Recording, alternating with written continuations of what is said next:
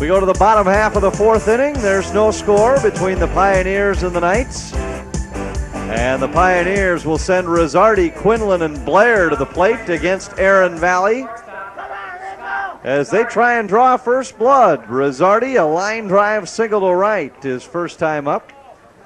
And then has the dubious distinction of turning a sacrifice fly into a double play.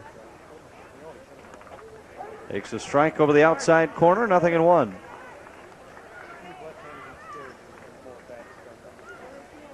Rizzardi gets to play leadoff batter here. Swings and fouls this one back.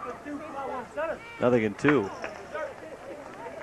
Rizzardi turned out to be such a fine shortstop that the Pioneers had to move who would have been a 2-year starter to second base. When Rizzardi was a sophomore, Hill Murray had Chad Brennan coming back as a starting shortstop. Brennan left to go play hockey. Oh my, Rizzardi hits this one a mile into left center, going back and making the catch on the warning track in left field. What a play by Dave Campbell. Rizzardi just hit that one to the wrong part of the ballpark. And there was his shot at the Holiday Eye, Mark. I thought that had a tremendous shot to get out there. I don't know if it was going to hit the eye, but I thought that was definitely gone off the bat. Well, Valley got it up.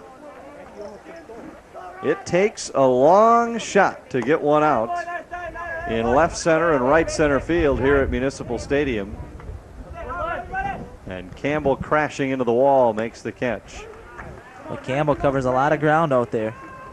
Not many left fielders would even got to that ball. When you put him out there next to Mr. Ramaker, who plays a shallow center field, and there isn't much grass in that Irondale outfield that is not covered. Quinlan reaches out and pokes one foul down the right field line. And it's 1 ball and 2 strikes. Quinlan flew to right, would have been a sacrifice fly in the first inning and would have driven in the game's first run, but Rizzardi was getting greedy at first base and turned it into a double play. Quick to first, 2 out.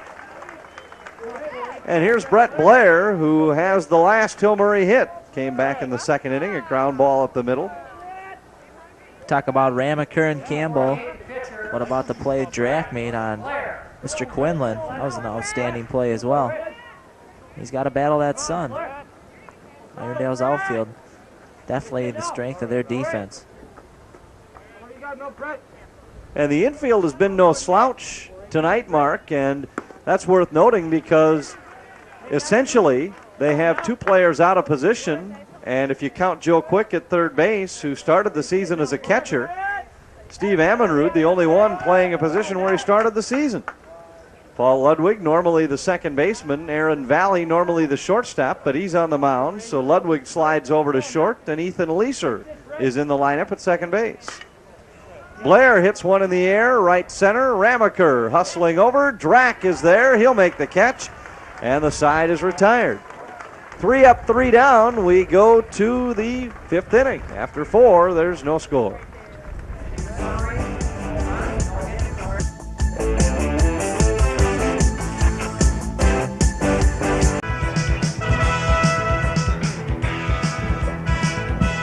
Still scoreless as we head into the top half of the 5th inning.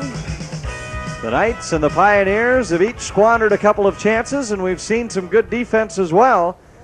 But on top of it all, we've seen some fine pitching from Brett Blair and Aaron Valley. Blair will deal to Joe Quick, Ethan Leeser, and Chad Drack in the 5th inning. Well, I think they really go hand in hand. That good defense and good pitching. Can't beat that.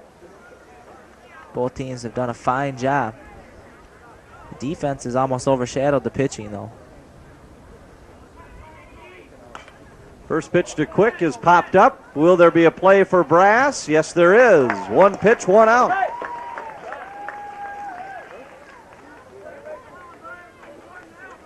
Well, when you talk about good pitching and good defense going hand in hand, there's a lot to that, because if a pitcher's effective and your innings are quick and he's getting ahead of hitters, it's a lot easier to play defense behind that. than a pitcher who's constantly at 3 ball counts and walking hitters and some long innings. Easier to stay sharp behind him. Yeah, really, as both pitchers work fast. Their defenses have responded for them. Very quick game so far as well. Leeser slaps one to left, and this one is in there for a hit. Leeser takes a big turn, but will hold on at first. Brian Hurley does well to hustle it back in, and Leeser has his second hit, and he's making a bid at a start in game 2 if we should see one, even though Aaron Valley will be back at shortstop. Oh, he really is. He's the only guy that's reached second base for Irondale so far. 2 hits. Star of the game so far. Was in part, had a big play, was a big part of that double play they turned well as well. Leeser leads away. Blair chases him back. Drack, 0 for 1 officially, flew to right in the first inning, walked in the third. Blair has walked 2 and struck out 3 through 4 1/3 innings. 1 ball, no strike, the count. Dave Campbell waits on deck. He'll bat unless we see another double play. Paddock lets it get away, and he didn't realize it. Leeser, somewhat of a delayed break, and Paddock thought he had the ball in his glove because he just froze for a moment, then reached for it, and found it wasn't there. Pass ball, and the runner's in scoring position. Now look at Paddock. It's almost as if he doesn't realize that he didn't have the ball. Sometimes he tried to make that play so quick. Drack swings and lines one to right center. Irondale will take the lead. Hennon over to cut it off, and the Knights are on top 1-0 on the RBI single by Chad Drack. And how costly is that pass ball just a minute ago by Paddock?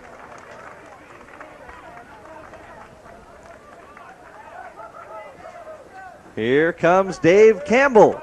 And the Knights, here in the top half of the 5th inning, take a tremendous step toward the state tournament. Campbell struck out in the first, flew to left in the third. 0 for 2. Takes inside 1-0.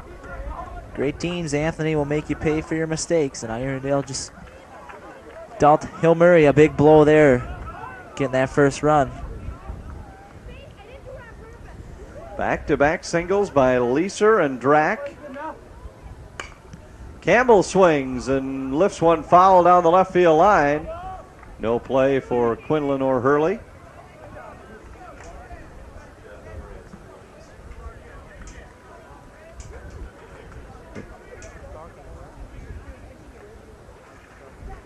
Campbell now even up at a ball and a strike.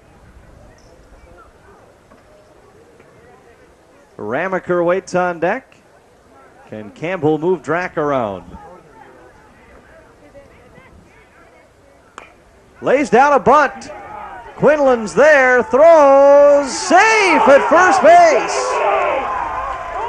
Brass didn't like the call. It was awfully close.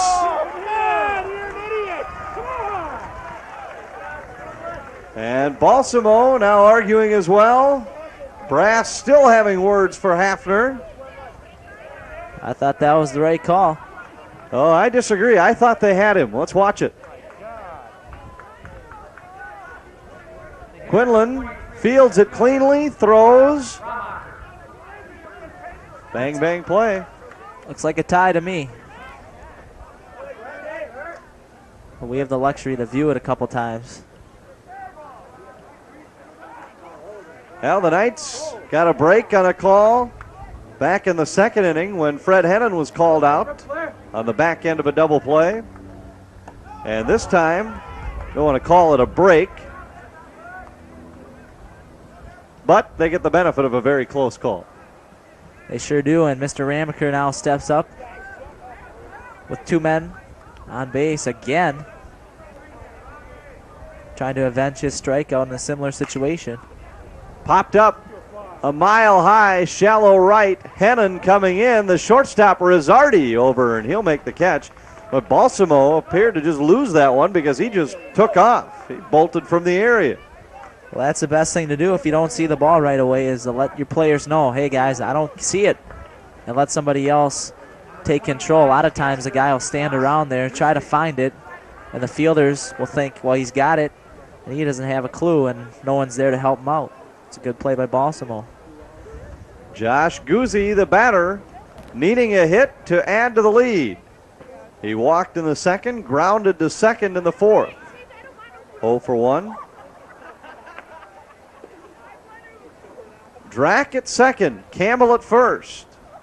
And Guzzi takes outside. You know, one thing we didn't mention about Campbell's bunt, Mark, he really took advantage of the way Blair falls off the mound. He takes almost a full stride toward first base when he falls off the mound, and Campbell just tapped one to his left, knowing Quinlan was going to have to field it. That was a tremendous bunt by Campbell. Left-handed batter gets out of the box quick. 2 balls and no strikes. The count to Guzzi. 2 on, 2 out. Blair's pitch missed high and wide. It's 3-0. Anthony, if you're Coach Snaza, how long do you go with Blair here? Looks like he might be tiring just a little bit when you do have the luxury of a lot of pitching depth. He had only thrown 59 pitches coming into the inning. There's a strike. But I agree, you have to start looking at the fact that no matter who you want to save for game 2, you need to get to game 2 first. And as we speak, Dan Doyle emerges from the dugout and walks down to the Pioneer bullpen, and there's a walk. Bases loaded for Irondale. 2 out, and the batter is the pitcher, Aaron Valley, with a big chance to help himself out right here. The other thing about that scenario is taking Blair out of the game, you take a big bat out of the game unless they make a substitution. They could bring Doyle in as the designated hitter and just move Blair into the outfield.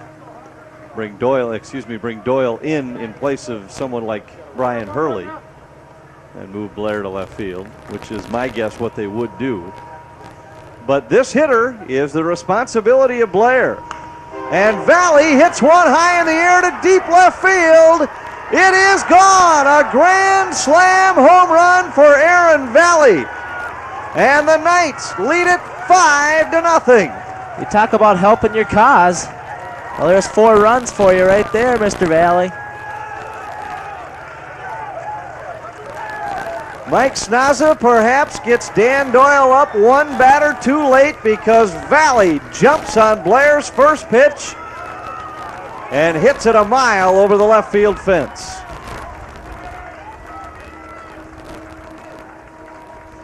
Aaron Valley comes up with his 3rd home run of the season. Watch this one again. Blair got it up, not much movement on that one. And Valley tattoos it. He almost had a tire to his credit. He hit it too hard to get a tire.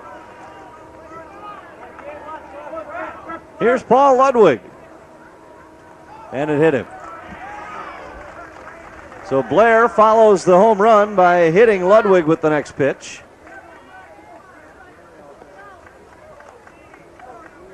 Well, Aaron Valley has been an emotional character all night tonight, pumping his fists every time the Knights made a big play behind him.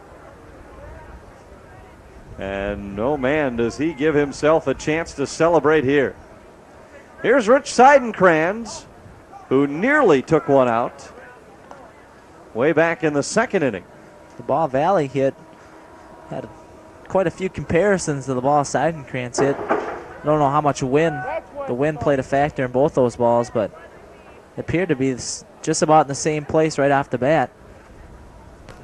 Valley's got the grand slam to his credit, and Seidenkrans has a long strike. And what a step the Knights have taken toward the state tournament here this inning. With Valley pitching and the way he has been pitching, you'd have to like your chances with a 5-run cushion. And one thing we haven't talked much about, Mark, is the way the Hill Murray bats have been struggling. And they really have been. Seidenkrantz swings and misses. Despite the fact that they are here in the region final, they had just 2 hits against Roseville in the 3-1 win on Monday. They had just 2 hits against Irondale in the 9-2 loss last Friday.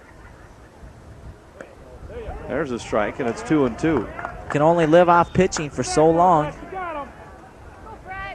They're running into that right now. They're going to have to liven those bats up. Against 7 hits in their last 18 innings. You won't win many ball games that way. Seidenkrantz checked in time, and the count is full, so that will give Ludwig a running start from first. They did score 6 runs in each of their first 2 playoff games against Mounds View and Spring Lake Park. Spring Lake Park, they scored all of them in the last inning. Swing and a miss by Seidenkrantz, and the side retired. But 5 runs in the inning, including 4 on the grand slam by Aaron Valley. And the Knights may be on their way to the state tournament. Pioneers coming up in the bottom of the 5th. It's a 5-0 lead.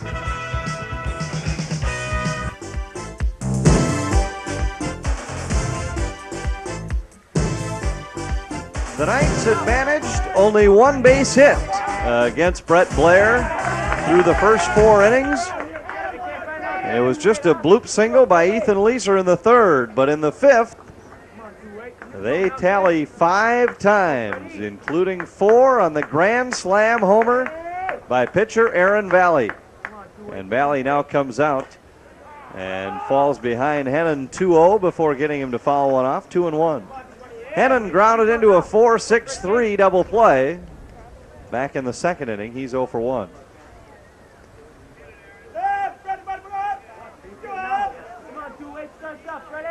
Here's the 2-1. Hennon grounds one to second. Leeser gobbles it up, throws him out, 1 away. And see if the Pioneers begin to press a little bit. Sensing perhaps the end of the season. Down by 5. Now, I mentioned they were down to Spring Lake Park 5-0 in their first game in the 2nd round after they had received the first round bye that comes with the number 1 seed. They were down 5-0 in that one, came back to beat the Panthers 6-5, but I'll guarantee you they were not facing Aaron Valley on the mound. Ground ball to short. Ludwig throws him out. 2 very quick outs for Valley. And it'll bring up Keith Paddock, who walked his first time up. If Hill Murray's going to come back, this is definitely not what they needed. Especially, you don't need quick outs. You don't need outs in general, but especially quick outs. That just keeps the momentum in Irondale's favor, and they're going to get a chance here possibly to go grab the sticks again very quickly while they're still hot. Paddock takes ball 1. But the struggles by Hill Murray here in the last couple of games just continue. A stretch of tough luck for the number 1 seeds in this 4AA tournament as Paddock dumps a base hit in front of Ramaker. You look back at what has happened to the number 1 seeds over the last couple seasons. Irondale last year the number 1. Reached the winner's bracket final. Then were beaten by by Coon Rapids rather in a tough ball game, a 10-inning affair here at the stadium. Saw Brian Guzzi thrown out trying to steal home and then ejected from the game. And the Knights without Guzzi were then beaten in their very next game by Stillwater. Year before, the Knights as the number 1 seed were beaten in the opening round by North St. Paul. Brass hits this one high in the air to right. Drack has it, and the inning is over. Pioneers get a base hit, leave a runner on after 5. Irondale 5, Hill Murray nothing.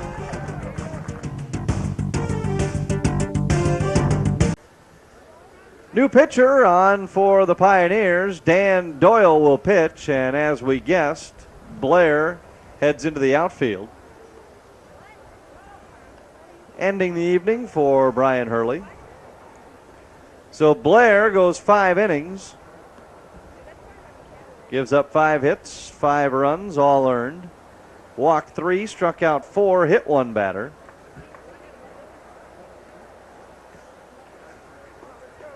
And Dan Doyle comes on to pitch.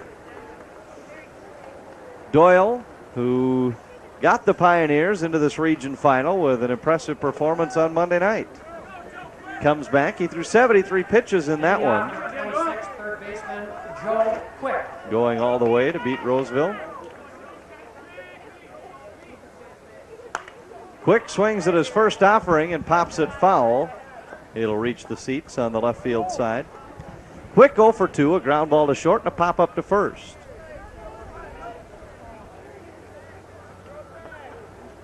The Knights try to reach the state tournament for the first time since 1992 and only the third time in school history.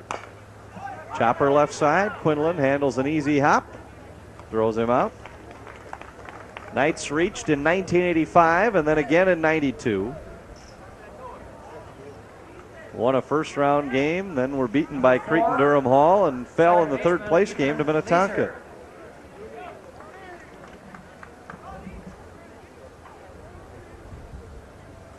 Interesting that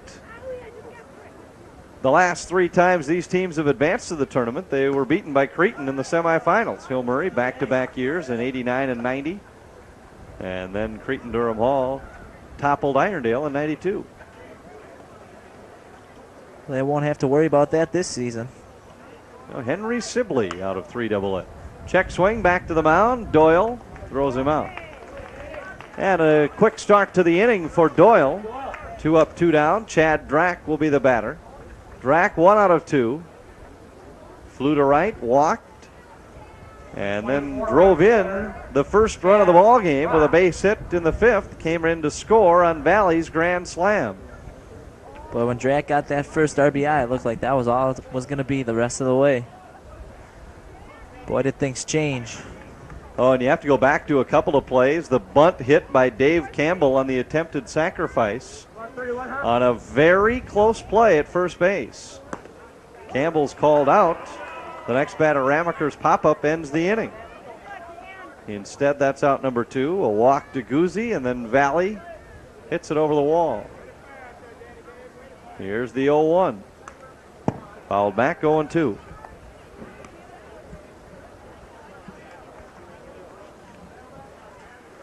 At the time, it didn't appear to be that big of a play. It was a big play, but who would have known what it could have cost Hill Murray? That'll be something Hill Murray will probably look back on and as being the big key to this game. Was one play. 1 ball, 2 strikes. Chad Drack, the hitter, 2 out, bases empty, top half of the 6th inning.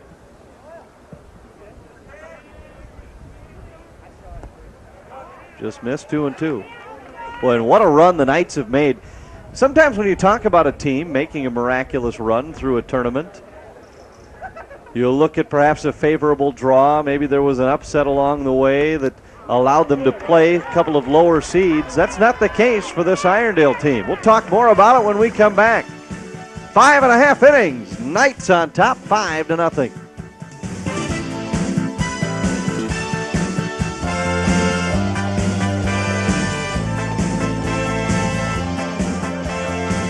Bottom half of the 6th inning coming. Irondale on top, 5-0. And Aaron Valley deals to the top of the order. Rick Klossner, Jerome Balsamo, and Scott Rizzardi. If the Pioneers are going to get something started, they may need to start it right here. Klossner takes a strike. Come on, Ricky! Klossner on the night, a double to left. He appeared to score the game's first run, but the run did not count when Rizzardi was doubled off of first, then struck out looking in the 3rd inning. He's 1 for 2.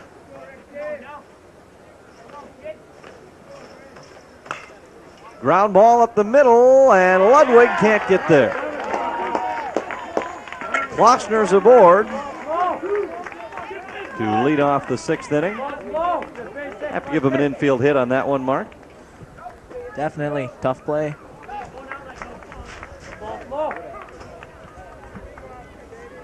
Watch it again, and Ludwig appeared to get there in time, and then it just hopped over his glove. Balsamo, a pop-up to the mound and a pop-up to first. off of his fists, and foul. Ammonrud can't get there.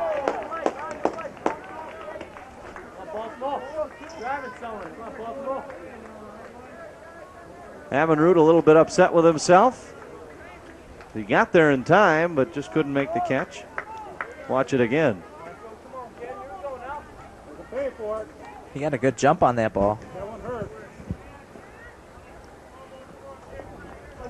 Nothing in one, the count to Balsamo. Outside, good block by Guzzi. Balsamo certainly not bunting here. Team down by 5 runs in the bottom of the 6th. 1-2. A lot of movement in that batter's box. He's more or less one of those players who never stops moving. You watch him just about anywhere and he's moving around. Here's the 1-2, inside 2-2. Yesterday he was saying he thinks he's lost something off his game because he can no longer get hit by a strike. Chopper foul. He seems to find ways to get hit by pitches. Led the team in being hit this season. One of his assistant coaches was telling me one time got hit 4 times in a sophomore game. He comes from the Don Baylor school of hitting. Or yeah, being he's shaped hit. just like Baylor, isn't he? Yeah, he draws some comparisons to Baylor, I think. Chop about 1.5 feet and about 100 pounds off. Checked his swing and it was outside, 3-2. Klossner at first, nobody out, and Valley doesn't want to help him out at all with a free pass here, especially with Rizzardi, Quinlan, and Blair coming up next. 3-2, missed blow. Balsamo walks. 2 on, nobody out, and here's Rizzardi.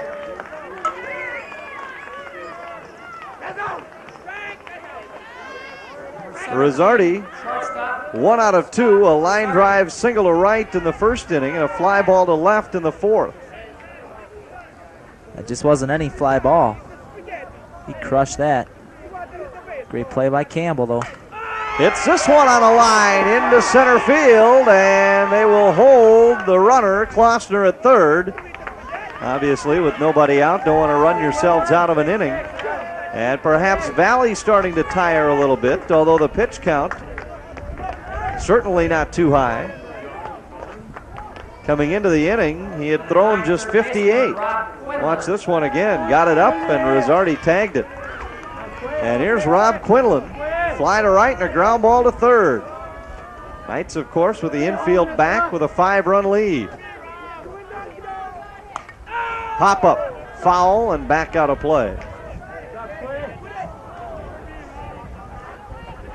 Nothing in 1 the count. But we commented a couple of times on Monday night about Quinlan leading the team in RBI with 34. Ground ball, base hit. Here's 1, and that's all. They'll hold Balsamo at third. But the Pioneers have broken the shutout on the RBI single, and all of a sudden, we have the tying run at the plate in the person of Brett Blair. Watch it again. Again, he got it up, and again, it's hit right on the nose, and Quinlan has RBI number 37 on the season. It's really been kind of a quiet rally, too. Besides Rizzardi's hit, the ball that Klossner hit probably could have been taken care of, but a tough bounce. And then the walk, Rizzardi hits a shot, and Quinlan hits a shot in the hole between short and third. Bases loaded, nobody out. Blair stands in. 48. Tying run at the plate. Blair. And an interesting matchup. Valley's first pitch outside. Blair was on the mound when Valley took him over the wall for a grand slam. And now the roles reversed. Line drive, base hit center field. Another run is home. It's 5-2, and the bases are still loaded with nobody out. And the Pioneer bats, which had been dormant for almost 2 weeks, have exploded here in the bottom of the 6th. 4 singles in the inning, throw in a walk to Balsamo. And you have 2 runs in and the bases loaded with nobody out, and the Knights start to get some activity in the bullpen. You got to believe that hit by Blair was a little bittersweet for him. Trying to get back at Mr. Valley for ending, pretty much being the main cause of ending his evening on the mound. And the batter is Fred Hennon.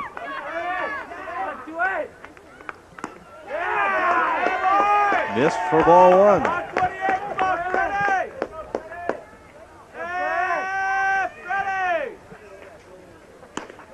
There's a strike, 1-1. Dave Barry up and throwing in the Irondale bullpen.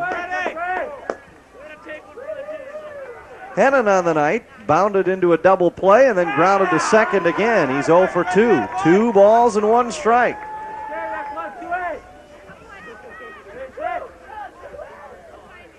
Hennon swings, lines one into right center. Drack going over makes the catch. A run will score. It's a 5-3 ball game on the sacrifice fly by Hennon. He hit that one hard, but it hung up for Drack. And now the batter is the new pitcher, Dan Doyle. Watch it again. He hit it hard into right center, but Drack got over there. Valley starting to get his balls up, and Hill Murray liking what they see. They're driving the ball well. First pitch to Doyle, and this is outside, 1-0.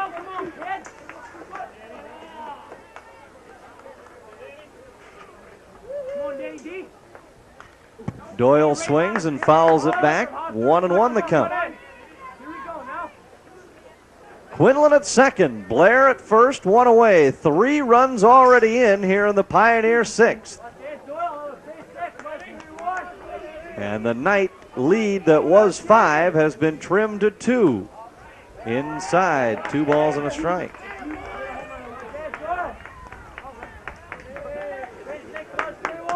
And don't look now, Anthony, but the top of the order is right around the corner for Hill Murray. And it's now 3-1. Doyle should get a good pitch to hit right here. Valley delivers. Strike 2 call. Think he had the take sign? I think he may have put the take sign on himself. He might have done that. Valley struggling. He's pretty cold off the bench. It's high and he walked him. Bases are loaded. And the Knights on the verge of letting one slip away. Had a chance to talk with Irondale center fielder Rob Ramaker after their win on Monday. Here's what Rob had to say about being in the driver's seat.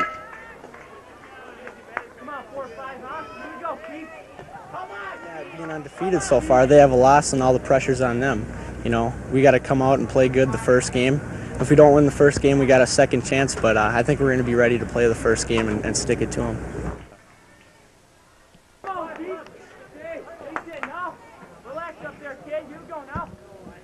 First pitch to Paddock is up high for ball 1. And Rob talking about knowing that if we lose the first one, we've still got another game.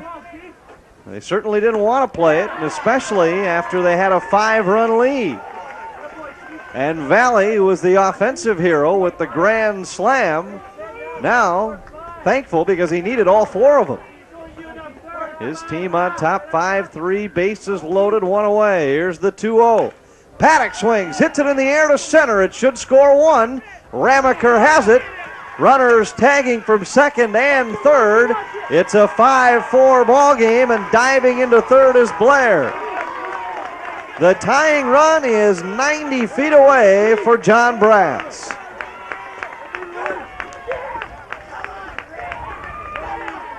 Great job of hitting by Mr. Paddock. Got his job done. 33, first baseman, John Brass. He got a good pitch to hit on 2-0. Actually, wasn't a bad pitch by Valley. Kept it down. Courtesy runner is Paquette for Doyle. Interesting they didn't use the courtesy runner until after the at-bat by Paddock. Tony Paquette. Brass, a sacrifice bunt, and a fly ball to right. He is 0 for 1.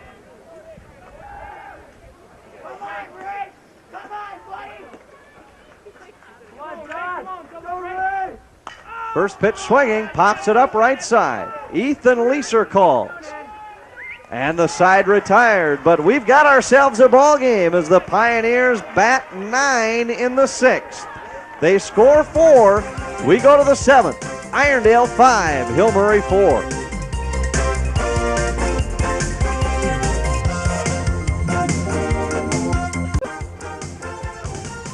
And the Knights will send Campbell, Ramaker, and Guzzi to face Dan Doyle, who had a very easy 6th inning. And then watched his team climb back into the ballgame with 4 in the 6th. First pitch to Campbell is down low. The Pioneers had scored only 5 runs on 4 hits in their previous 2 ball games, and had no runs on 4 hits through their first 5 tonight. But all of a sudden, out of nowhere in the 6th inning, they string together enough to score 4 times. And it was an innocent inning, Mark. As Campbell pops up, Klossner has it in center field. The inning started out innocently enough. A ground ball single by Klossner, a walk to Balsamo, then Rosardi hit one hard. Quinlan grounds one to left, and just like that, you've got a run home and the bases loaded, nobody out.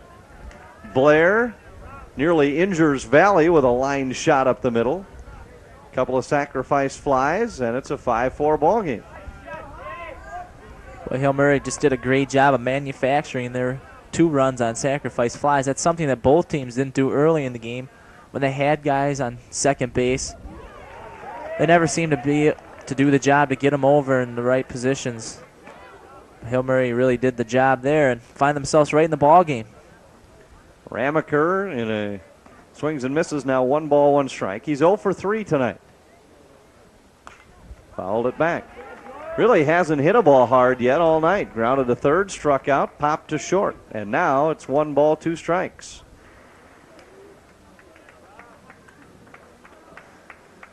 If I was Doyle, I'd come back with something off speed and away. Ramaker swinging hard. Curveball misses inside, 2-2. You know, he's probably not too happy with his night. Would like to do something that Mr. Valley did, hit a home run. Missed outside, 3 balls and 2 strikes. Showing good patience up there.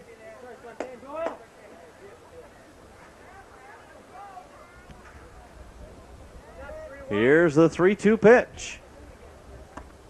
Inside, he walked him.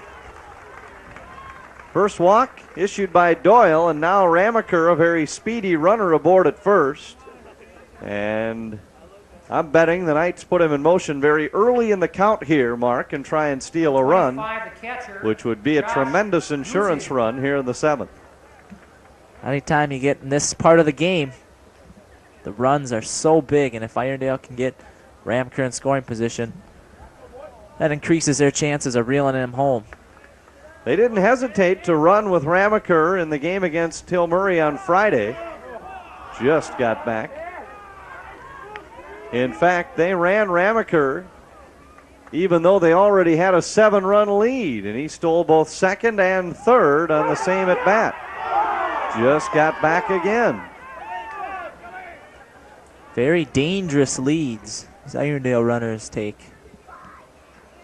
And that's probably a part of those tremendous stolen base success numbers that we talked about earlier. Just got back again. 1 away, Ramaker at first. So a good chance where coaching strategy comes into play. I'm not sure what Gary Rover just had to say. He walked out and said a couple of things to Doyle, and not exactly sure why that is. Let's get a look at the runner, Ramaker, at first base. Is that the stolen base cam? It could be. That needs a name. We'll give it the stolen base cam. You know Ramaker is going to be going one of these times. He was leaning that time, but he's chased back. 0-1 the count to Guzzi. And Guzzi, perhaps the beneficiary of some of this with seeing some good pitches. There's a pop-up foul. Quinlan runs out of room. And it's 0-2. And for how many times Doyle has gone over to first and kept an eye on Ramaker, he's managed to keep the ball in the strike zone. 0-2. That's a skill often taken for granted. It's very difficult to pay that much attention to a runner and still throw strikes, and Doyle's done a fine job. Ramaker might be going on this one. Outside 1-2. It's a good count to run in because you know that Doyle's probably not going to come with a strike to Guzzi. And a lot of times that ball will be low. Not a good throwing pitch. And 1-2 a good pitch to run on as well because the pitch out is less likely. Ramaker bluffs going. And it's 2-2. He sold me on that one. And now the chess game continues between Coletti and Snaza, Doyle and Guzzi, Paddock and Ramaker. 2-2 the count. Guzzi with a couple of free passes already tonight. Ramaker not running. Ground ball to second. Can they get two? Balsamo will not have time to get Ramaker and goes to first. So they can't get him over on the stolen base, but Ramaker's speed allows him to reach second on the softly hit ground ball by Guzzi. Number 20, the pitcher. And it brings up Aaron Valley, who has done it all for the Knights tonight. Valley, a sacrifice bunt, a pop to first, and in his third at bat, the bomb. The bomb. We'll just call it the bomb. This is first at bat against Doyle. Takes it high. But the bomb won't mean as much if they can't preserve this win. Mr. Valley in another situation to help his cause here. Pickoff play to second. Ramaker gets back. And let's watch Valley's at bat. This coming back in the fifth inning. Valley against Brett Blair. And Valley hits it over the railroad tracks in left field. You know, I always wanted to see a train get hit by a home run. Bad timing, I guess. And now Valley's ahead 2-0. Valley, who had to work in the bottom of the sixth to get out of it with his team still in front.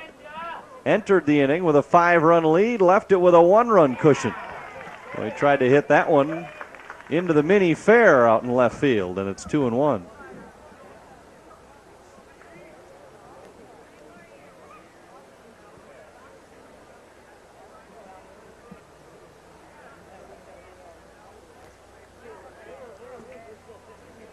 Valley swings and misses again. Valley had thrown 87 pitches through 6. Not an incredibly high number, but he did have to throw 29 in the 6th inning. I'm guessing the Knights will run him out there again to start the 7th. And have Barry ready just in case. And that one hit Valley on the arm. Rover doesn't give him the base. But very obvious to me that it hit Valley. Heard it, and the ball changed directions, but Rover says no, sir. Watch it again. Mr. Rover had the best angle on this one.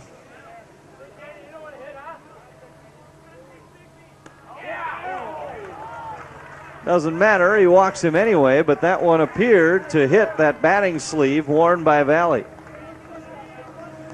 Doesn't make any difference. Here's the Aaron Valley train. It's a little late. 13 to shortstop, Paul Ludwig. Here's Paul Ludwig. Ludwig with another big RBI chance. He flew to center, reached on an error, and has been hit by a pitch. He's 0 for 2. Takes low, ball 1. Irondale also had Rich Seidenkrantz warming during this inning. He's on deck right now. Coletti might go to Seidenkrantz if Valley gets in trouble.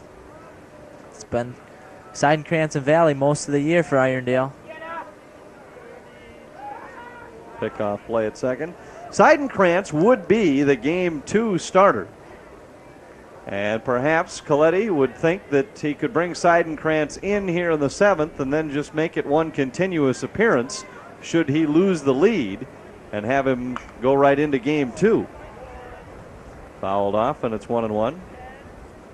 I think we've reached the point where we're late enough in the game where he could do that.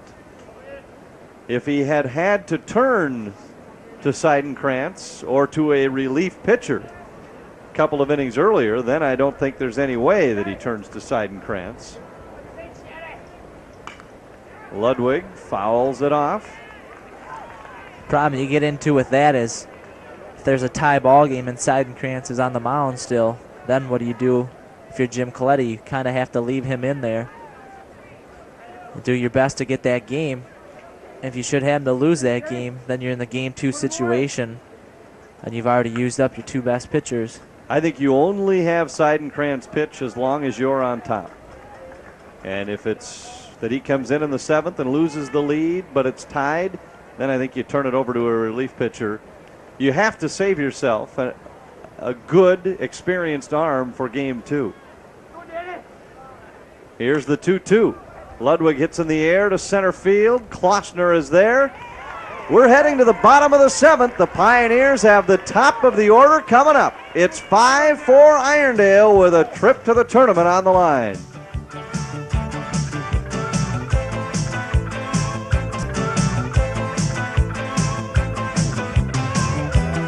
Will we see a 7th inning rally from the Pioneers? They've already erased one 5-0 lead in this playoff tournament when they rallied from down 5-0 to beat Spring Lake Park 6-5. Can they do it again?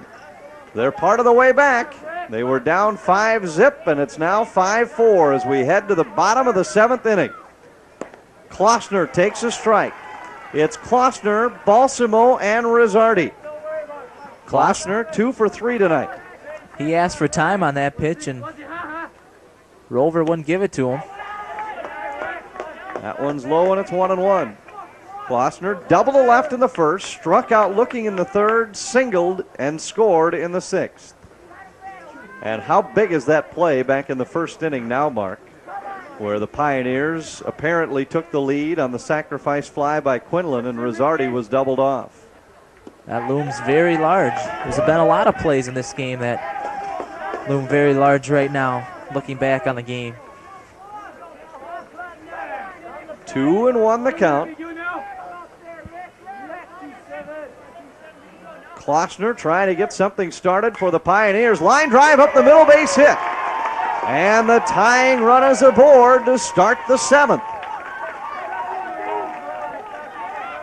Jim Coletti, Jeff Reicha standing outside the Knight dugout. No action in the bullpen right now. Klossner is aboard. He's swiped 4 bases so far this season.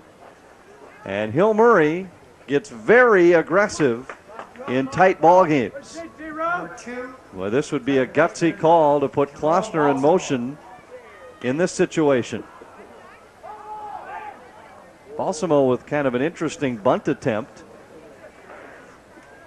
But if he can get the runner over at a scoring position, I like my chances with Rizzardi and Quinlan coming up next. Balsamo on the night has failed to get the bunt down once, popped to first, walked, and scored. He popped up to the mound when he tried to get the bunt down, so he's 0 for 2 officially. 1 ball, 1 strike, nobody out. Klossner, the tying run at first base. Not much of a lead for Klossner. And Balsamo again doesn't even get the front hand down on the bat when he squares to bunt, Mark. He's done a real poor job getting that bunt down, and that could cost Hill Murray. Now, with the count 1 ball and 2 strikes, unlikely that he'll be asked to bunt again.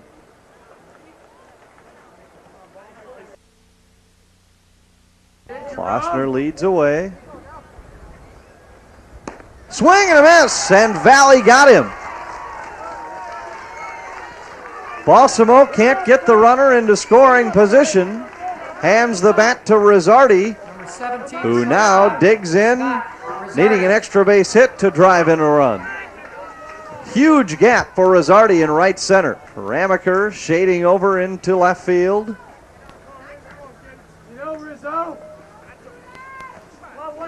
Look at the gap he has in right center field.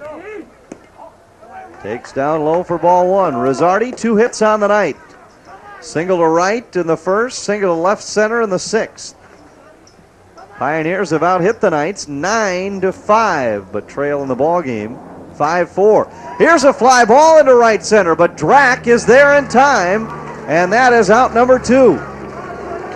So the Knights are 1 out away from their 2nd section title in the last 3 years. Rizzardi took a shot at that gap in right center, but it hung up for Drack. It's a good and piece here's Rob Quinlan. It's a great piece of hitting by Rizzardi. Take that outside pitch and try to hit that gap. Just hung up a little bit. I thought that ball had a shot to drop, but hung up nicely for Drack. 2 away, Quinlan. Very dangerous hitter up there. Quinlan on the night. A fly to right, a ground ball to third, and an RBI single. Swing and a high fly ball to right. This could do it. Drack is there, and the Knights are the Section 4AA champions. Fans are reminded that there will be a brief A 6th place finish in the Twin Cities Suburban Eastern Conference, award ceremony and a number 7 seed. After the But award they have ceremony, defeated both Region the 10 4AA seed, baseball the coaches 3 seed, are asked to meet the 2 seed, and the number 1 seed twice to advance to the state tournament undefeated through Section 4AA. Stay with us. Our post-game show is coming up next. This is the Section 4AA final from Municipal Stadium.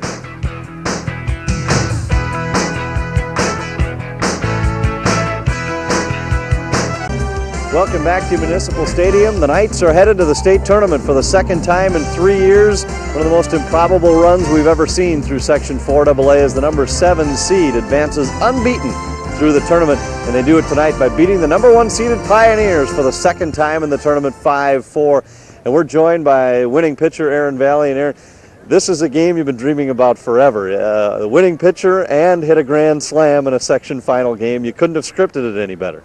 No, today it was all together. I mean, come out there and get the big grand slam and then end up being the winning pitcher. You can't, that's what I've been dreaming about for 5 years now, 6 years. I think there's about 30 other players here who dream about a game like that. But let's talk first about the grand slam. Pitchers duel all the way. You guys scratched for 1 run that inning. A couple of close calls helped you out that inning. The bunt play for Dave Campbell kept the inning alive. And all of a sudden you come up and jumped on a pitch quickly from Blair, who seemed to be tiring. Yeah, I went up there thinking, well, should I look for a walk? Because Guzzi just got done walking, on 4 pitches. And I said, no, I'm hitting the first pitch if it's there. And I hit it, and I couldn't believe it went over, I still can't believe it. So, I don't know. On the mound, you pitched very well throughout the night. 6th inning, all of a sudden they come out and they get a couple of scratch hits off you, a walk. And just like that, it seemed innocent enough, but all of a sudden you're looking at 5-2, 5-3. Were you starting to tire at all? I wasn't starting to tire. I was getting the ball up in the strike zone a little bit. When I get the ball up, I get hit because I don't have, an overpowering fastball. But last few batters, we got the ball down, and we got the outs, and we got in there and hit. A couple of the balls hit that inning. One of them, a ball hit to Chad Drack, it mirrored a ball in the first inning. He made a nice catch on a hard hit ball. Yeah, that inning they were ripping me. They hit me all around, but we got out of the inning, still in the lead. How about the play back in the first inning? One of the most bizarre plays we've seen here. They have runners at the corners, 1 out. Circus catch by Drack in right still looks like a sacrifice fly, but Rosardi's standing on third, and it turns into a double play. You got a couple of big double plays early. Yeah, we did. That really helped out. To tell you the truth, I can't believe he caught the ball. I mean, I didn't see it. You know, I saw him fall down, and I go, oh, great, here we go, you know, 2 runs. He came up with the ball, and I couldn't believe, you know, we got the double play. That really helped out. Your team, an amazing run here. The number 7 seed, weren't playing all that well coming into the playoffs. Could you ever dream that right now you were going to be standing here heading to the state tournament? Well, no. Coach Coletti, before the region started, said, what's our record? We all said 9-10. He goes, nope, it's 0-0. After each win, he said, what's our record? 1-0, 2-0, 3-0. And that's how we played it. We played it game by game. We just progressively got better. Our errors got cut down, and we kept hitting the ball, and now we're there. And as we were just talking beforehand, this was not a fluky run through here. You beat all the top teams. You beat Hill Murray twice. You beat Roseville, beat Centennial. Those are the top 3 seeds. You guys definitely deserve to be where you're going. Yeah, we do. We knew we had to beat the tough teams. We weren't going to get a good draw and have to, just beat a couple easy teams. We knew we had to beat the hard teams, and we came out and did it. I have to ask you this. I've asked everyone else. What happened to this team that allowed you to turn it around? A couple of minor lineup changes. That seemed to help a little bit, but this team was just not playing well enough to be a section title contender a couple of weeks to go in the regular season. That's right. The reason we were playing so bad is the errors. We averaging about 5 or 6 errors a game. All of a sudden we cut down on it. I can't explain it, and I don't think our coaches can explain it either, but we put it together at the right time, and we're in the state tournament. Well, now looking ahead, Aaron, you've been there before. A couple of this team, many of these players were on the team in '92 that advanced. Does this team have what it takes to make a run in the state title? I don't think there's a dominant team in the state, but this team, bottom line, is barely over 500 for the season. Does this team have what it takes to make a run in the tournament? I think we have what it takes. We came through a tough region, beat some just unbelievable teams. I think we have the heart to do it. Well, Aaron, we wish you the best of luck down here at Municipal Stadium next week. Thanks a lot. Aaron Valley wins the game and hits a grand slam tonight. That's all, nothing more. Knights win it by a score of 5-4. Stay with us. Coach Coletti when we come back.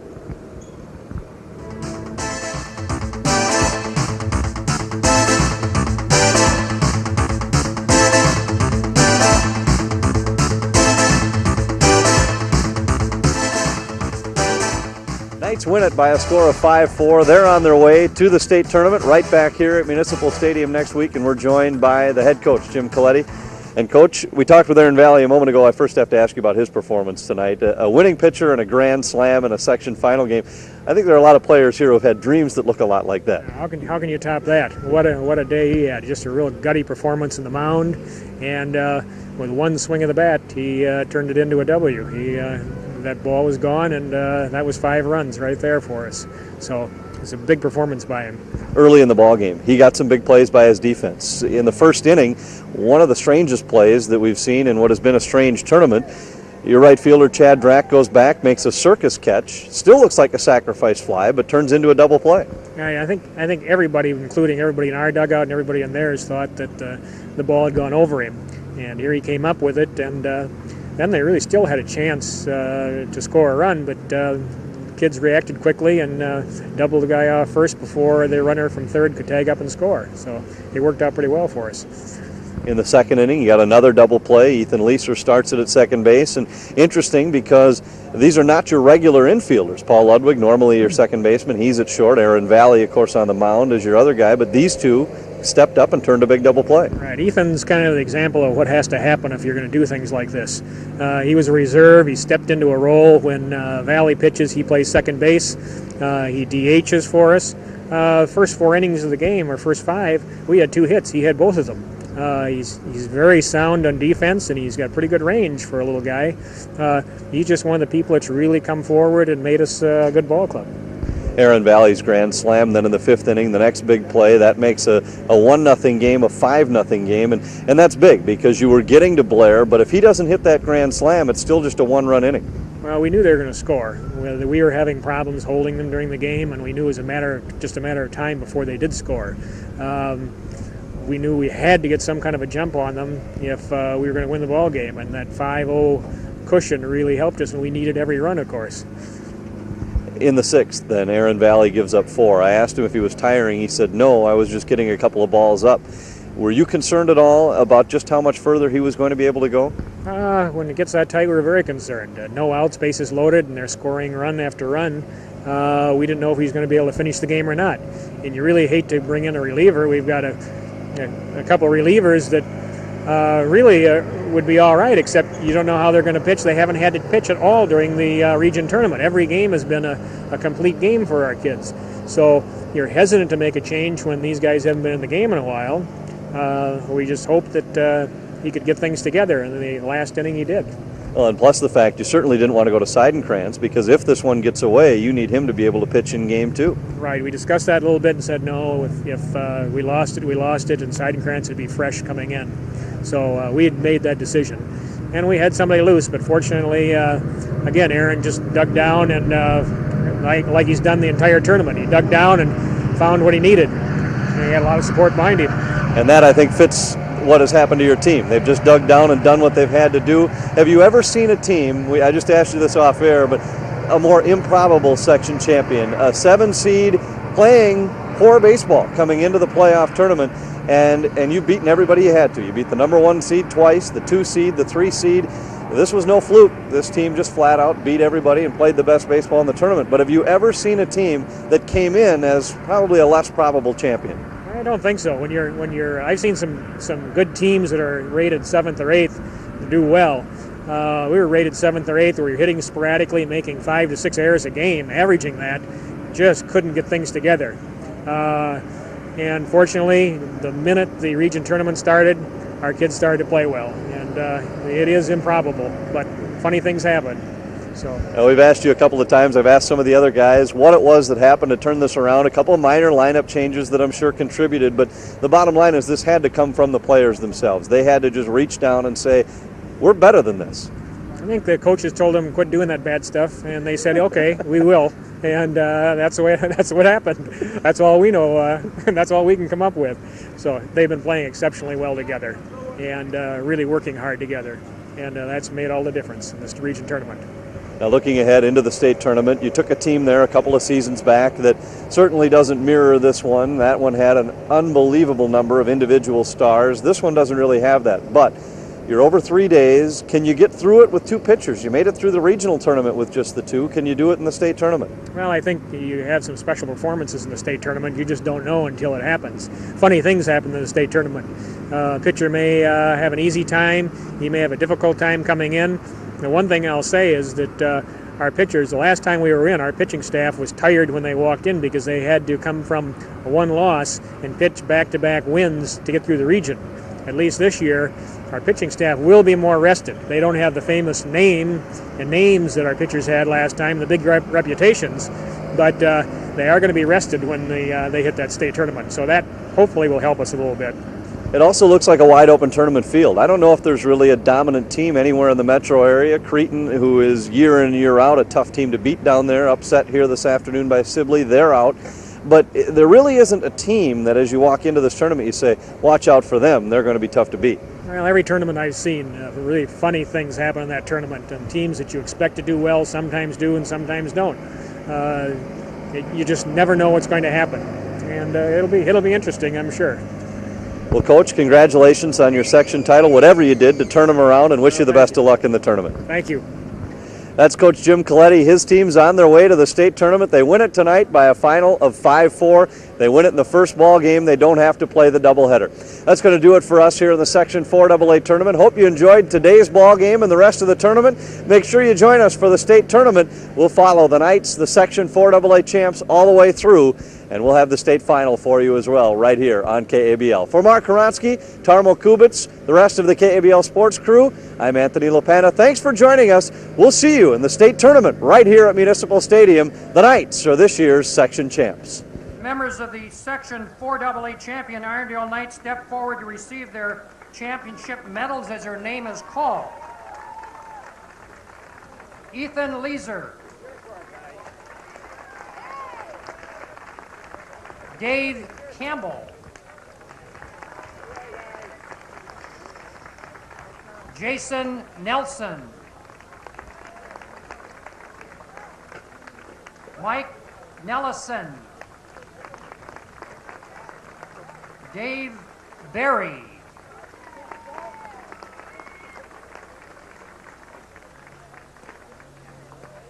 Paul Ludwig.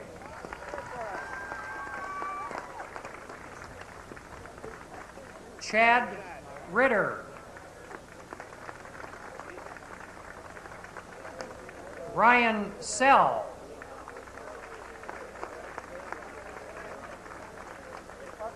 Steve Payne.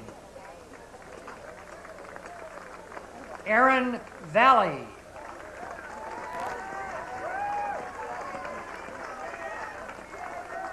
Rich Seidenkrantz. Rob Ramacher.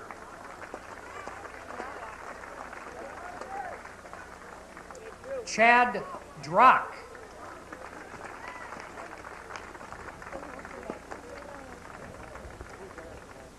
Josh Guzzi.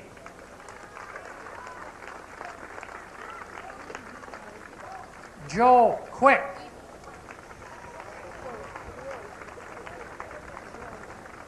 Steve Amenrud.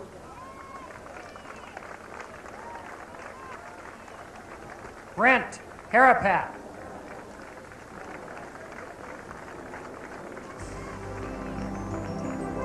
Ryan Lesser. And managers, Stephanie James and Andrea Harkala.